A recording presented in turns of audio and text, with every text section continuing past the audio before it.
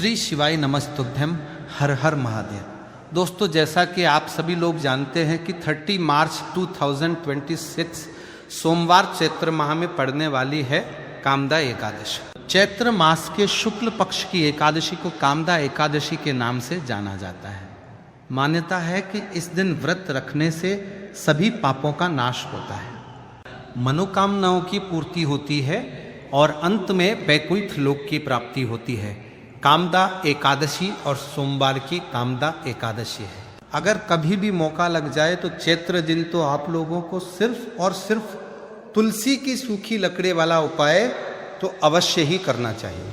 इन दोनों का संयोग बहुत ही कम आता है। इसी के साथ में गुरु जी ने अपने शिव पुराण कथा में बताया है कि इस दिन आपको तुलसी की सूखी लकड़ी वाला उपाय तो आपको अवश्य ही करना चाहिए। मैंने आपको लकड़ी वाला उपाय तो अवश्य ही करना चाहिए, क्योंकि ऐसा दिन पूरे साल में सिर्फ एक ही बार आता है।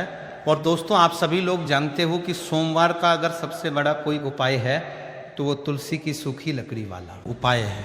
तो दोस्तों, सोमवार कामदा एकादशी के दिन आप लोगों के मेरा करना चाहिए, कोई इस तुलसी की सूखी लकड़ी वाले उपाय को जरूर करना है।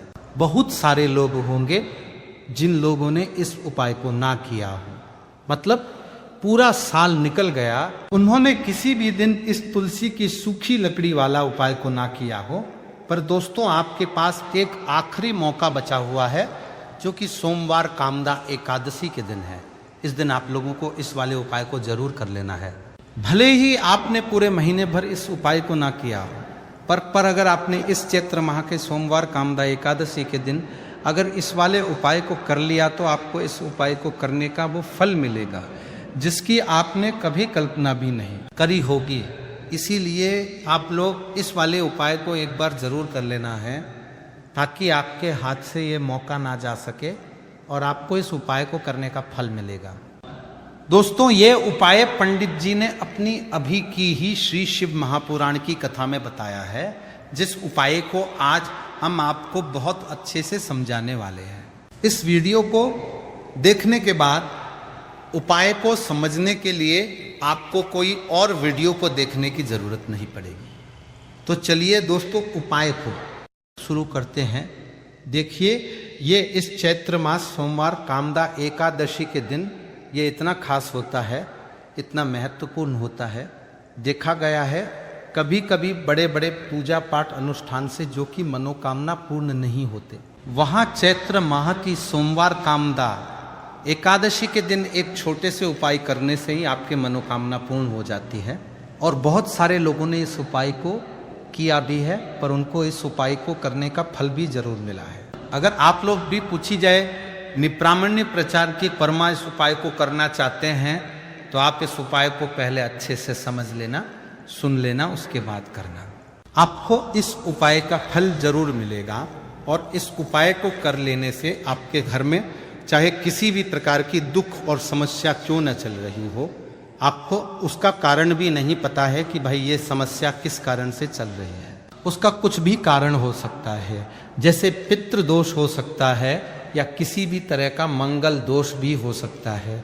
तो इस दिन आप लोगों को ये वाला उपाय कर लेना है। यह कैसा उपाय है? जिस उपाय को अगर किसी विशेष दिन पर किया जाए तो भाई उस विशेष दिन का जो है वो तो हमें मिलता ही मिलता है। पर हमने उस दिन पर इस उपाय को किया है तो हमें उससे भी बड़ा फल मिलता है, और फल बहुत जल्द ही मिलता है, क्योंकि आप इस नरीन का माता इल्वी का उपाय को बहुत ही बड़े और विशेष दिन पर कर रही हो। तो चलिए अब उपाय के बारे में बात करते हैं।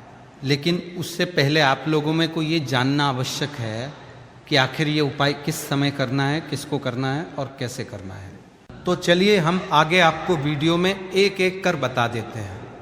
लेकिन उससे पहले अगर आप लोग हमारे चैनल पर पहली बार आए हैं या फिर मेरी आवाज़ आज पहली बार सुन रहे हैं तो हमारे चैनल को सब्सक्राइब ज़रूर कर लेना और इस वीडियो को लाइक करके कमेंट बॉक्स में श्री शिवाय नमस्तु है, ओम नमः शिवाय ज़रूर टाइप कर देना। तो दोस्तों, इस तुलसी की सूखी लकड़ी वाला उपाय को हमें सोमवार कामदा एकादशी के दिन कैसे करना है, किसको करना है, किस समय करना है, और कहाँ पर करना है, ये सारे सवालों के जवाब आपको इस वीडियो में मिल जाएंगे। और जो ये वीडियो देखेगा भाई, उसको तुलसी की सूखी लकड़ी वाला उपाय जरूर करना चाहिए, क्योंकि इस दिन काला तिल का भी बहुत ही बड़ा और विशेष महत्व होता है। और जब बात आ जाए तुलसी की सूखी लकड़ी वाला उपाय की, तो ये सोने पर सुहागा वाली बात हो जाती है और ये एक बहुत ही बड़ा उपाय होता है। अब दोस्तों, इस तुलसी की सूखी लकड़ी उपाय को आखिर करना किसको है, सबसे पहले हम लोग वो बात जान लेते हैं। तो देखो, घर की जो बड़ी माताएं बहनें होती हैं, उन माताओं बहनों में से कोई भी एक बड़ी माता बहन इस वाले उपाय को कर सकती है। और दोस्तों, अगर आप चाहें तो अपने घर में से सभी सदस्यों को भी इस उपाय को करवा सकते हैं। अगर किसी व्यक्ति की खुद की कोई मनोकामना है, खुद की कोई दुख और परेशानी है जो कि वो अपने लिए ही करना चाहता है, इस वाले उपाय को तो वो खुद अपने लिए भी कर सकता है। बाकी अगर कोई घर में से ऐसा है जो कि अपने पूरे घर परिवार के सुख और शांति के तुल्य लिए ये वाला उपाय करना चाहता है, तो भाई वो भी कर सकता है। हो सकता है, उसमें भी कोई दिक्कत वाली बात नहीं है। कहने का मतलब यह है कि इस उपाय को हर एक सदस्य भी कर सकता है और पूरे घर परिवार के सदस्य के लिए घर की बड़ी माताओं बहनों में से कोई एक माता बहन भी कर सकती है। माताएं बहनें अगर घर में उपस्थित ना हो या वो ये वाला उपाय ना कर पा रही हो, तो फिर घर का कोई बड़ा सदस्य भी इस तुलसी की सूखी लकड़ी वाला उपाय को कर सकता है, चाहे फिर वह पुरुष ही क्यों ना हो, उसमें कोई भी दिक्कत वाली बात नहीं है। उसके बाद में दोस्तों, जो अपी औ की वारवी अपर को तर प्रतीत प्रतीत प्रतीत प्रतीत प्रतीत प्रतीत प्रतीत प्रतीत गला प्रश्न निकल कर आता है, वो ये आता है इस उपाय को लेकर के कि आखिर इस उपाय को हमें किस समय करना है, सुबह के समय करना है कि शाम के समय करना है। तो देखो, इस वाले उपाय को आप लोग सुबह के समय भी कर सकते हो और शाम के समय प्रदोष काल में भी कर सकते हो। अब अगर आप पूछो कि भाई साहब सबसे उत्तम समय कौन सा रहेगा, इस तुलसी की सूखी लकड़ी वाला उपाय को करना है कहा, तो हम आपसे बस यही कहेंगे कि इस उपाय को आप सुबह के समय करेंगे तो ज़्यादा बेहतर होगा। बाकी अगर प्रदोष काल शाम के समय भी करेंगे तो भी अच्छा होगा, उसमें कोई भी दिक्कत वाली बात नहीं है। तो अब दोस्तों, जो अगली सबसे बड़ी और महत्वपूर्ण बात आती है वो ये आती है कि सुबह अगर हम उपाय को करेंगे तो हमें कितने बजे से लेकर कितने बजे तक के बीच में करना है, और शाम के समय प्रदोष काल में करेंगे तो हमें कितने बजे से लेकर कितने बजे के बीच में करना है। तो देखो, सुबह जितनी जल्दी हो सके आप उपाय को करने की कोशिश करना। बाकी अगर किसी कारणवश लेट भी हो जाओ, थोड़ी देर भी हो जाए, तो 10 या 11 o'clock बजे तक भी आप उपाय कर लेना और 10 o'clock बजे से ज़्यादा देरी ना हो, ठीक है। इस बात का ध्यान रखना। उसके बाद में दोस्तों, अगर शाम के समय प्रदोष काल की बात करें, प्रदोष काल का जो समय होता है वो शाम के 0 बजे से शुरू हो जाता है। मतलब शाम के 6 प्रदोष काल की बात करें, 0 बजे से शुरू हो जाता है। मतलब शाम के 0 बजे से शुरू हो जाता है।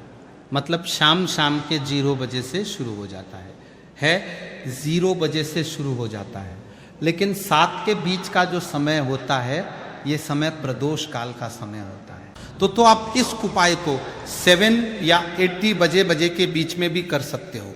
मतलब शाम के 0 बजे से रात 80 बजे के बीच में आप कभी भी इस वाले उपाय को कर सकते हो, उसमें कोई भी दिक्कत वाली बात नहीं है। देखिए, यदि हम किसी भी प्रकार के उपाय को निश्चित दिन और निश्चित तिथि पर करते हैं, इसका हमें बहुत अधिक लाभ मिलता है और इन उपायों को करने के बाद हमारे जीवन में बहुत अधिक परिवर्तन आता है। साथ ही साथ ये जो उपाय आपके जीवन की सारी परेशानियों को और सारी बाधाओं को दूर करने वाले हैं। देखिए दोस्तों, आज के इस पूरे वीडियो में हम आपको 3 चमत्कारिक उपाय बताने वाले हैं और ये तीनों ही उपाय बहुत ही खास और बहुत ही ज़्यादा विशेष होने वाले हैं।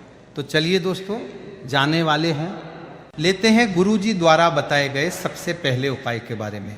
अश्विन महाधन प्राप्ति उपाय, तुलसी की सूखी लकड़ी घर में रख देना बहुत जल्दी करोड़पति बनोगे, इतना पैसा पत्र से बंदोपति बनोगे, बरसेगा राधे है।